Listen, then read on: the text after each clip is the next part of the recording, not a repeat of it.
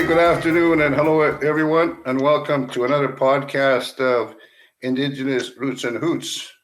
I'm your host, Gordon Spence, and today my guest is Adam North Peigan. Adam is from the Piikani First Nation in southern Alberta and currently resides in Edmonton. Adam's career has spanned over years of advocating for the needs of Indigenous programs and services in the areas of housing, education, child and family needs, employment and training, health and wellness, and reconciliation. Adam has held positions in senior management in First Nations governments and the nonprofit sector.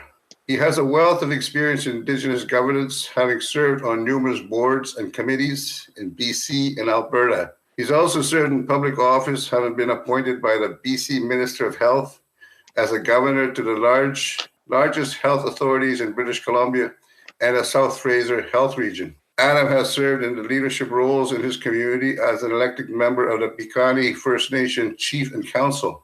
Adam currently sits on the national board of the Legacy Hope Foundation in Ottawa, and also has been instrumental in assisting with the development of Indigenous training modules with the College of Alberta Registered Nurses Association, the Alberta Teachers Association, and the Alberta School Boards Association. Currently, Adam is the president of the 60 Scoop Indigenous Society of Alberta. Adam is providing leadership in Alberta and nationally working with the governments of Alberta and Canada, paving the way for reconciliation for all 60 Scoop survivors in Canada. Welcome, Adam. Welcome to Indigenous Roots and Hoots. How are you today? Oh, I'm doing okay today. It's been a busy day, but I'm focused and ready to give some insight in this podcast. So thank you for welcoming me. Maybe we'll just start, you talk a little bit about where you come from.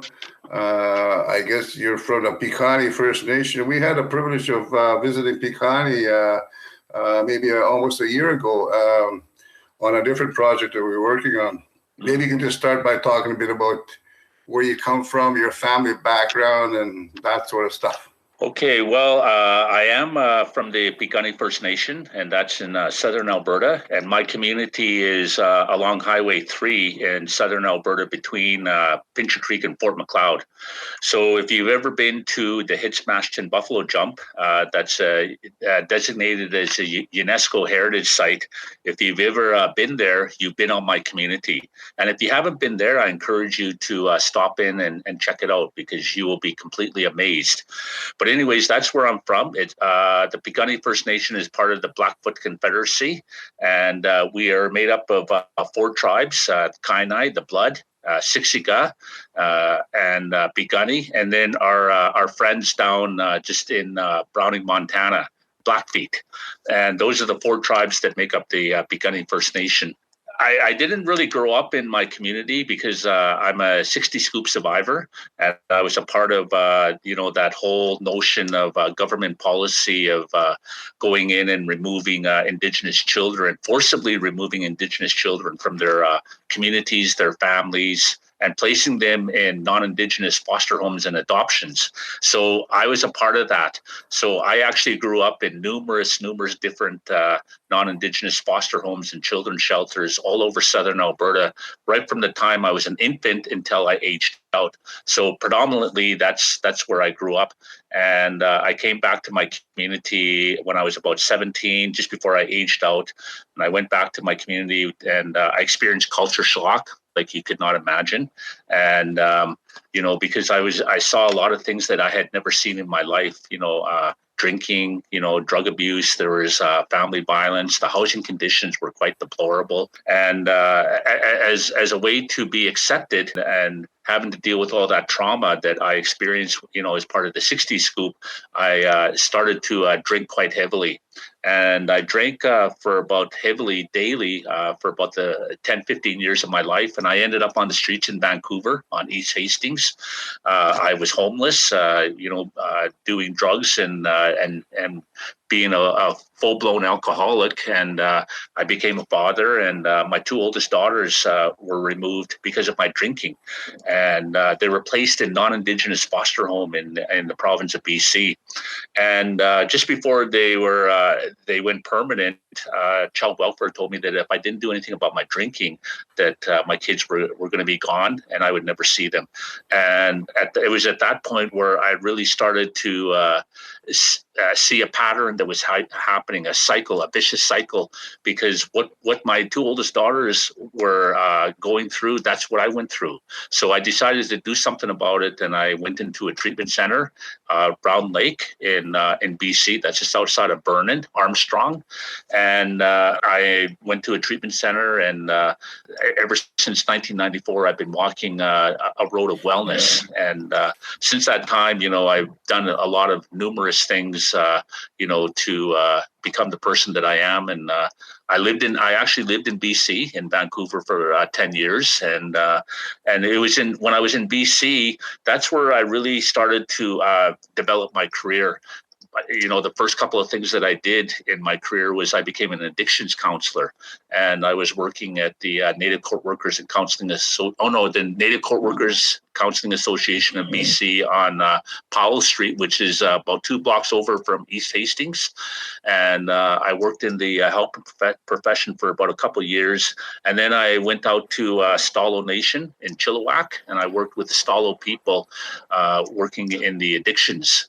And but after that, I started to become quite tired of the addictions field. So I did a 360 in my career, and I moved into management. And I'm very grateful that the Tsawwassen Indian Band in Tsawwassen First Nation in Vancouver, which is at the Tsawwassen Ferry Terminal. Just before you get to the Tsawwassen Ferry Terminal, you hang a left and you're on the Tsawwassen First Nation. And I got a job there as their tribal administrator, and I worked there for 4 years. And it was something that I really, really enjoyed. But also during that time, I started to delve into governance, and I started to get involved as an engaged Indigenous community member in the Lower Mainland. I sat on the advisory board with the Indigenous Advisory Board with the Surrey School District. I served on the Fraser Valley Aboriginal Health Council board. I was on the executive for the Aboriginal Health Association of British Columbia, and then I got the appointment from the government of BC to sit as a governor to the South Fraser Health Region. So I served out a 4-year term, and there was just lots of other things that I did. But what happened was in 2003, my career had reached a plateau in BC that I couldn't take it anywhere else, because I had reached a plateau, because it wasn't my home province and my community wasn't there, that I felt that in order to escalate and elevate my career, that I needed to move home. So I started to look for employment back in Alberta. And I got a job in the Stoney Tribal Administration as the administrator for the Wesley First Nation. And I worked there for 4 years. I was encouraged by some of my community members back at home to throw my name in the hat for elected leadership in my community. So I did. And at the end of the day, when we were counting the ballots, and it became the morning because it was an all-night affair, when they finalized the ballots, I had gotten the popular vote. And that to me was very, very emotional, because for a 60 scoop survivor who never grew up in my community, to bestow the honor of my nation members to lead them in leadership with the most votes, it was a very humbling experience. So I served my community in leadership, and Indian politics it's pretty tough. You got to have thick skin, eh? So So anyways, I served leadership and in my community, and then after serving out my term, I decided to do some other things. And another thing that happened in 2003. When I came back when I moved back from Vancouver to Calgary, I noticed in the Indigenous community in Calgary, there was no friendship center. But in 1994, before I left, there was an Aboriginal Friendship Center. But when I came back, there wasn't. And the reason that there wasn't is because, there was some stuff that had happened where the funding got pulled. So the Friendship Center rolled up. And when I moved back to Calgary, still working in Morley, I decided to do something about it. So I brought together Indigenous community leaders in the city of Calgary. We formed an ad hoc committee. We redeveloped the policies and procedures. We went back to Alberta Corporate Registry and registered as a society. And we started the Friendship Center again in the province, in the city of Calgary. And I'm so proud of that because now that Friendship Center is very much thriving in the city of Calgary, and I really appreciate that. So after I got out of leadership, and because of what I did in the city of Calgary, they brought me up to Edmonton to revitalize the Friendship Center in the city of Edmonton, and to bring some life to it because it was on the verge of collapsing itself. So I went up there and I did that, and to kind of rebuild the blocks and put it together. And and once I did that, I felt that I wanted to do something else. So I entered the oil and gas sector, and I worked in the oil and gas sector in Alberta for about 4 years. And but at the same time, the whole thing about about the residential school, everybody knows about that. Yes, And, yes. And the residential school was a time in our life when, in the 1980s, when the former national chief of the Assembly of First Nations, Phil Fontaine, started to talk about reconciliation for residential school survivors. He talked about the need for an apology for residential school survivors. So the federal government, they put together the Aboriginal Healing Foundation. They pumped in $350 million. Residential school survivors were starting to receive their compensation, for the abuses that they had suffered, and then they put together the Truth and Reconciliation Commission. They appointed 3 commissioners, and then finally they tabled the final report of the TRC in Ottawa. And through that whole span took about 20 to 25 years for that whole process to evolve. And I sat back and I watched this whole process evolve. And you know what? The one thing that entered through my mind was, I was really happy for the residential school survivors for being acknowledged, and I was happy that they were compensated. But myself, I kind of sat back and I thought to myself, not being a residential school survivor, but being part of another era, the 60s scoop, I started to think to myself, well, what about us? What about the survivors of the 60s scoop? Because we endured a lot of hardship ourselves. So I felt that something needed to be done. And so in June of 2015, I was sitting at home, I was watching CBC National News, and then all of a sudden on the CBC National News, I saw the former premier of the province of Manitoba, Greg Selinger, stand up in the Manitoba legislature and issue an official apology to the 60 Scoop survivors in the province of Manitoba. And I watched that apology, very, very emotional. I had a lot of tears in my eyes, and I kind of thought to myself, you know what? If Manitoba can do that, then why not Alberta? So I started a letter writing campaign to the premier of the province of Alberta on the need for reconciliation for 60 Scoop survivors, the need for an apology. And you know what? I wrote letters every single day for probably about a good 2 years to the premier of the province of Alberta, talking about reconciliation. And my wife was very, very supportive. And you know what? It fell on deaf ears, because when you deal with government, sometimes, things don't happen as quickly as you want them to happen. But at the same time, I was very persistent, and I didn't relent when the going got tough, and I was very passionate, and I kept on writing those letters. And you know what? I did get some responses back from the government of Alberta, but it was all lip service. Thank you, Mr. North Peigan, for your letter, and we're sorry that you had to endure this through the 60 Scoop. When the government is ready to look at this, we'll give you a call. Basically, I saw that as lip service, but no action. So anyways, what I did is in March of 2016, I went to the opposition party in the province of Alberta, and I went and shared my story. And the opposition critic for Indigenous relations and the leader of the opposition took my story, and they told me that they were going to bring it up in the Alberta legislature and put it to the premier and the minister and cabinet that, you know what, you need to do something about this. So they instructed me to bring a group of survivors to the Alberta legislature in 2017, and we would sit up in the gallery and we would be looking down on the premier and government and the legislatures. And the Indigenous relations critic of the day stood up and introduced the 60 Scoop survivors, and we all cried. It was so emotional because it was the very first time that the government of Alberta acknowledged 60 Scoop survivors. And the Indigenous relations critic put it to the Premier that, you know what, Madam Premier, at that time it was Rachel Notley, there's a group of 60 Scoop survivors that are up here in the gallery. When, Madam Premier, are you going to apologize to them? When are you going to address reconciliation for 60 Scoop in Alberta?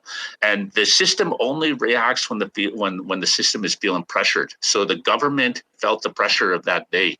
And when I got home from the Alberta legislature, within 20 minutes when I walked into my house, I got a call from the Minister of Indigenous Relations within 20 minutes. Oh. So you can't tell me that you can't move mountains. You know what I mean? And we started to engage in a conversation of, reconciliation and apology. And he was very apologetic for not responding to me. And that resulted in a meeting with that ad hoc committee of survivors. We went to the Alberta legislature. We met with the cabinet. We shared our stories. We talked about reconciliation. And we started to develop a plan of what we would need to do to engage as many survivors in the province of Alberta, leading to an official apology. So we developed an engagement model. We went across the province in 6 sites. We went to Lethbridge, Calgary, Edmonton, Fort McMurray, Peace River, and there was one other, St. Paul. And we had engagement sessions with survivors. And the ministers traveled with us. We had sharing circles, and we listened to the horrors, to the atrocities, to the trauma of what 60 Scoop survivors had to endure. And we also used it as an opportunity to engage survivors in what a meaningful apology would look like for them. If they had to hear an apology from the government of Alberta, what would you like to see in that apology? At the end of the day, when we finished the engagement sessions, we had successfully engaged well over 1,000 survivors in Alberta alone. And we rolled up all the data, we put it into, we identified common themes, and we started to craft an apology.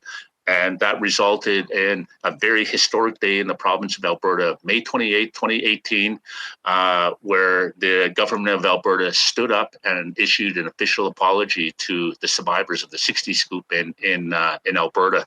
And that ad hoc committee, we incorporated, and we became the 60 Scoop Indigenous Society of Alberta. That's where I sit now as the president.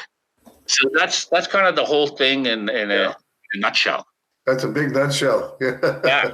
You covered actually probably about 5 of my questions. Oh, really? Yeah. Okay. Yeah. Anyways, for people who are listening and they hear this term 60 Scoop, describe what the 60 Scoop was about and why it was done to yourself and how it affected you as a person. Well, you know what? As the residential schools were starting to phase out, because the residential schools started to be created by Sir John A. Macdonald, the first Prime Minister of Canada. So that was in the late 1800s, right? And it spanned over probably a century of the residential schools. But when they started to close their doors, what the government of the day did, the government of Canada in 1951, they amended the Indian Act to offload the responsibility of Indigenous Child and Family Services to the provinces. So what that did is, and it was a continuation of the assimilation process of taking the Indian out of the child. And so the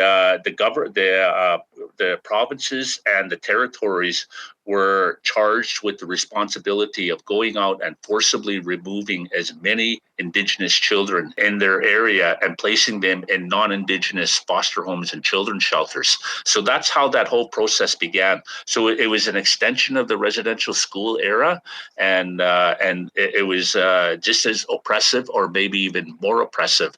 And for myself, I was born in 1964, and I was removed from my community by child welfare in the province of Alberta as an infant. I was probably maybe about less than 1 year old, probably in 1965.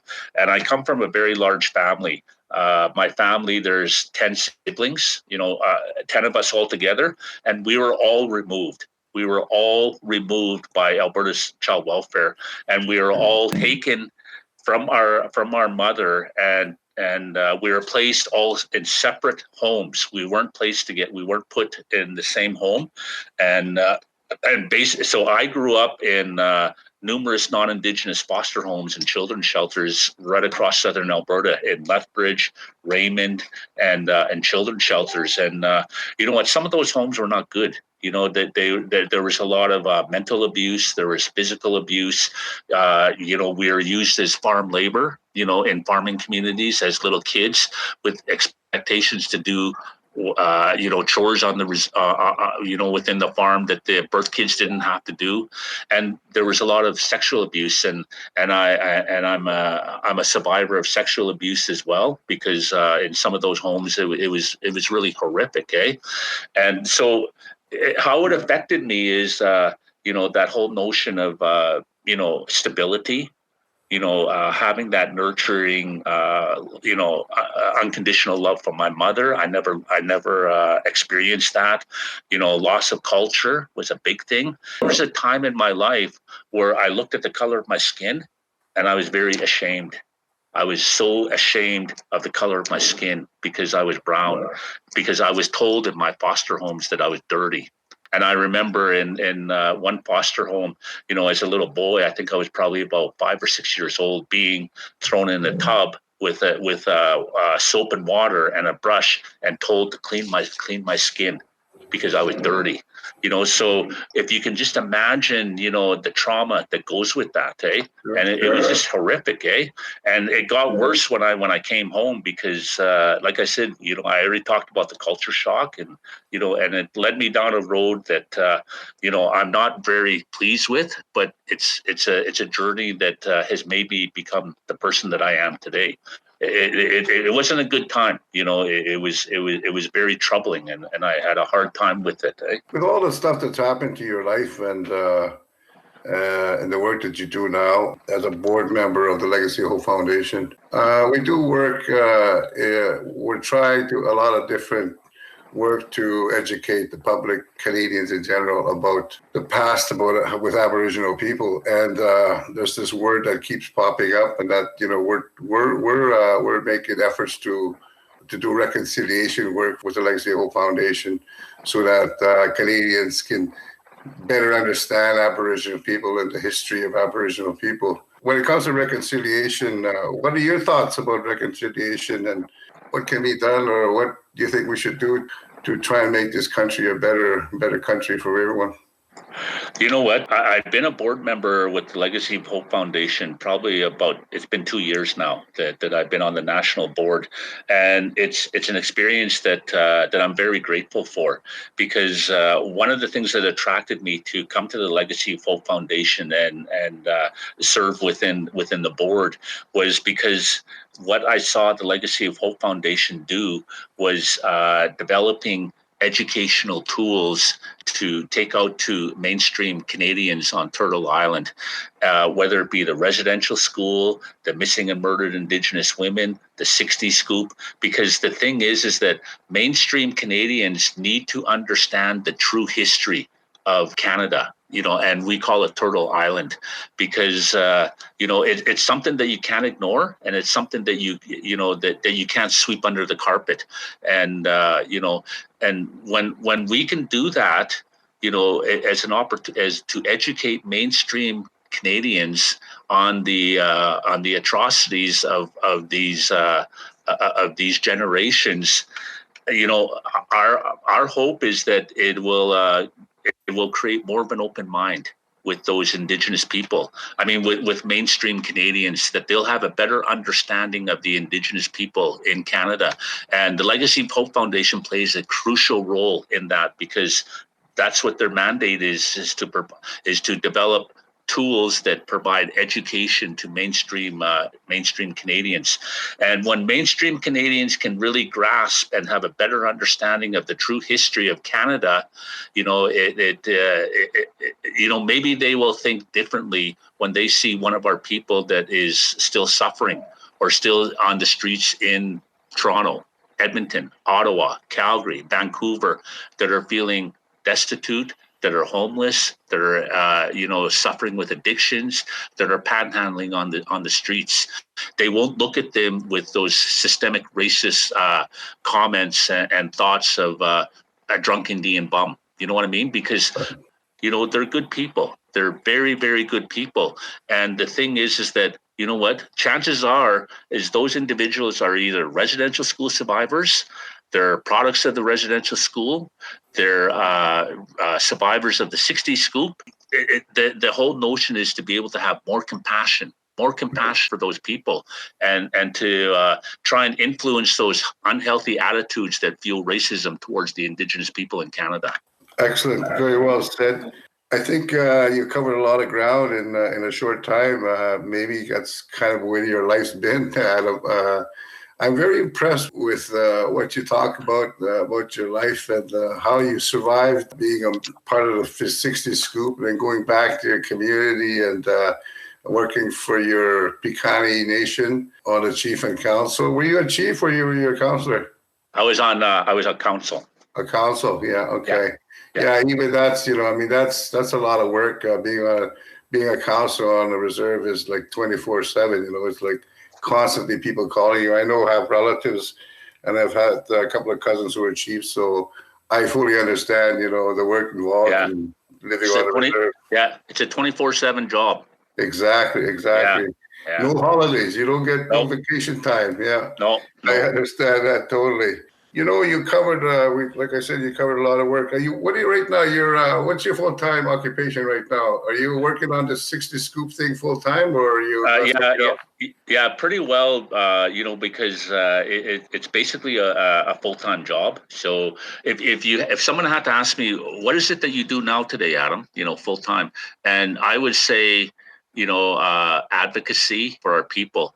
And, along with that, in the province of Alberta, I've had some other projects going, with the Alberta Teachers Association and the Alberta School Boards Association, worked on developing, a training module on 60 Scoop that is going to be farmed out to all of the teachers in the province of Alberta, that will be responsible for delivering that curriculum. So a lot of work that went into that.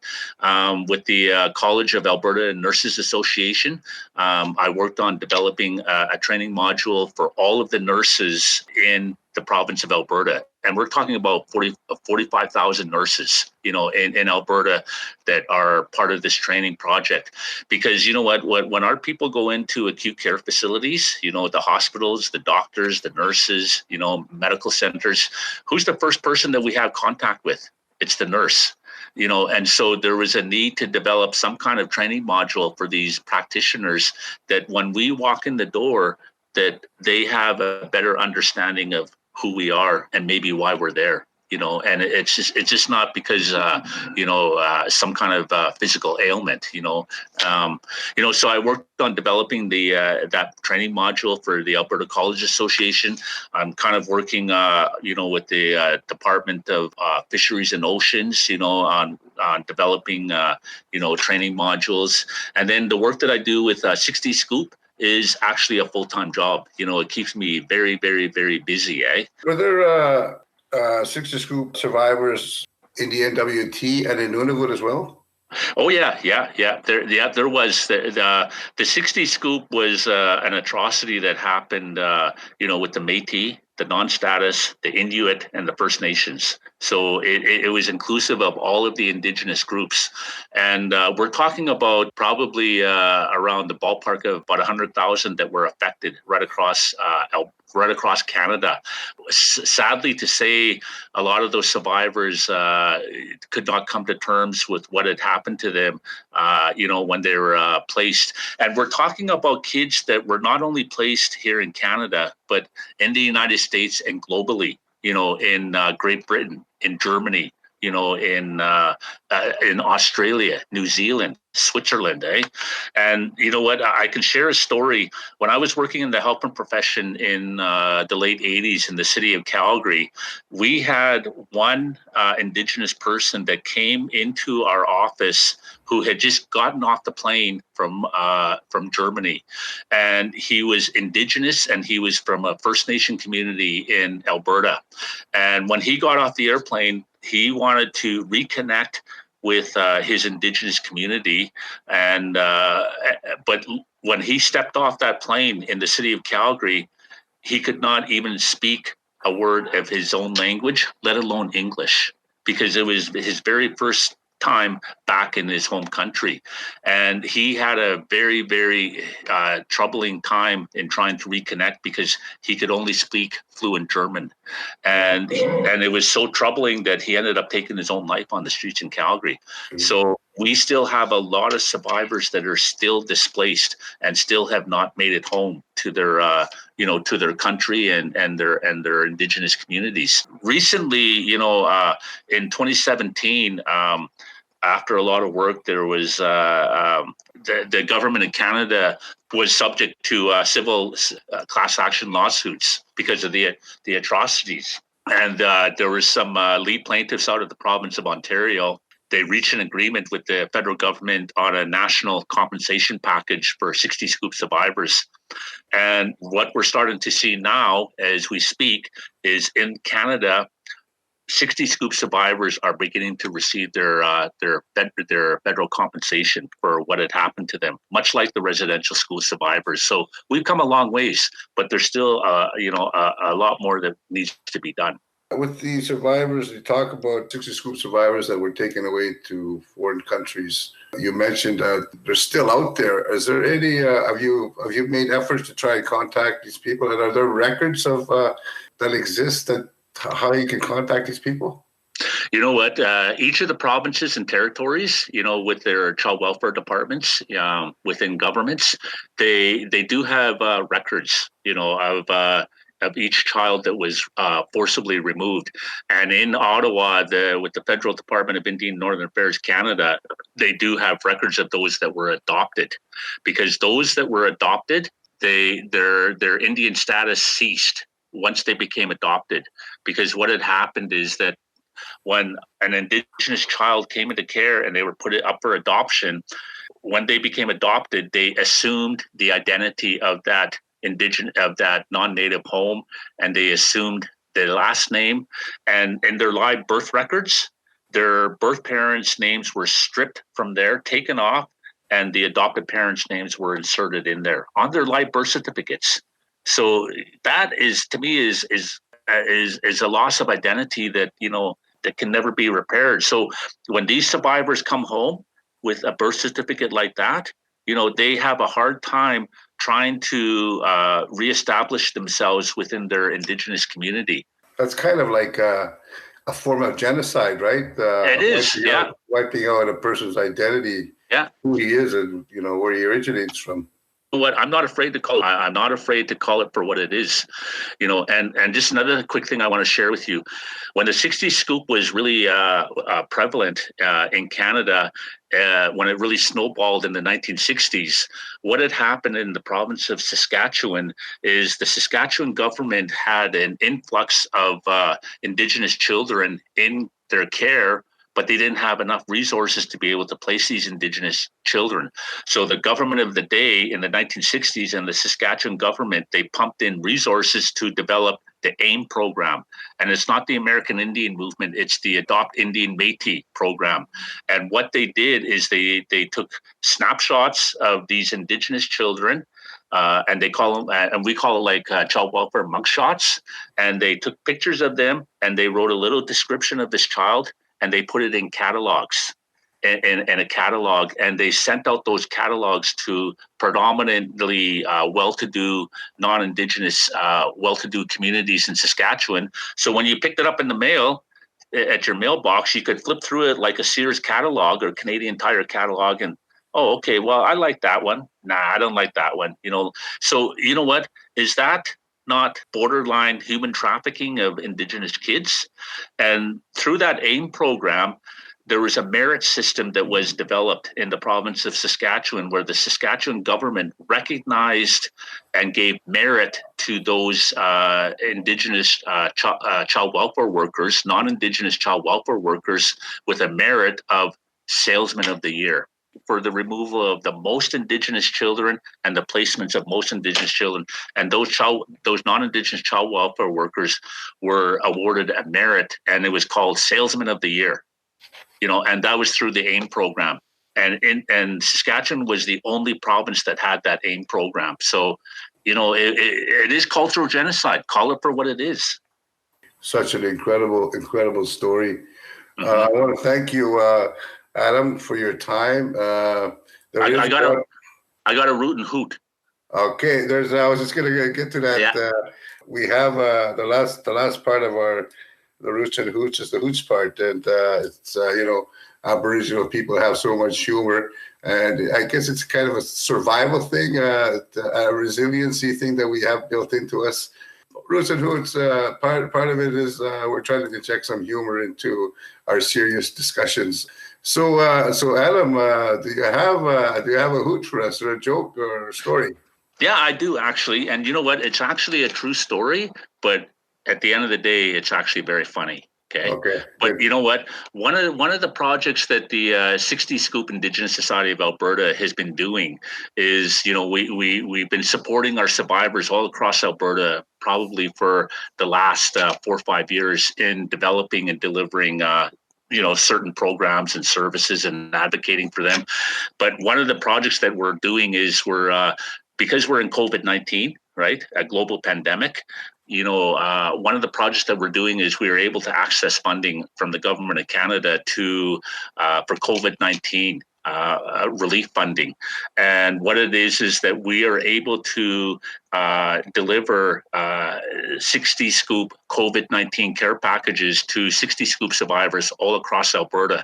So we've been traveling the province: Calgary, Lethbridge, Edmonton, Fort McMurray, Grand Prairie, Rocky Mountain House, Cardston, Cochrane, delivering COVID-19 care packages for 60 Scoop survivors.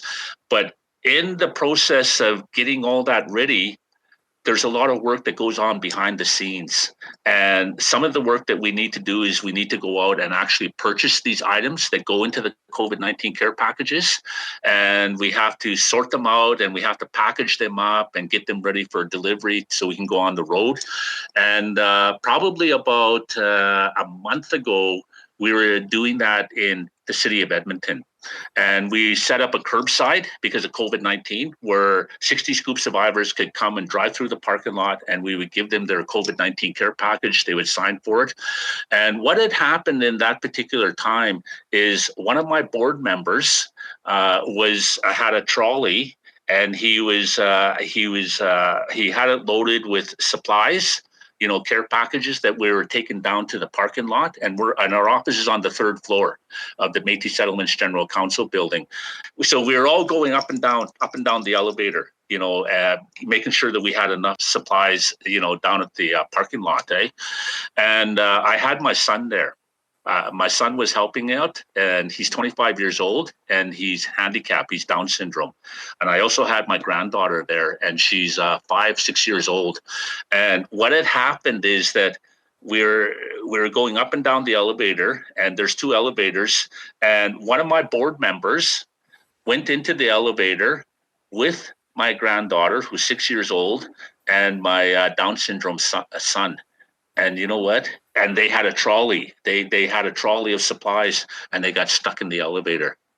And you know what? At that moment, it was very scary because they were stuck in that elevator for about over an hour. But when I think back at it now, I find it's quite comical. It's quite going through that whole thing. I laugh at it today because it's just part of what had happened in being able to do what we need to do.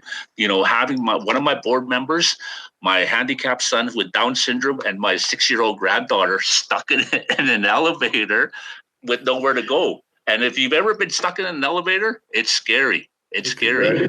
Yeah. You know what I mean? And holy geez, I don't wish that upon anybody. But but when I think back about it now, my granddaughter laughs about it. My board member laughs about it, and it's one of those things that has happened in our journey that we can kind of look back and laugh at now. You know what I mean? Yeah. Okay. Crazy. Yeah. Well, thank you for your time, Adam. You got an incredible story and such a sad situation, what you went through, and all the survivors, and I wish you well and in your job and what you do. And thank you for taking the time to do this with us. Okay, thank you, and very much appreciated. Have a good day. You too. Okay.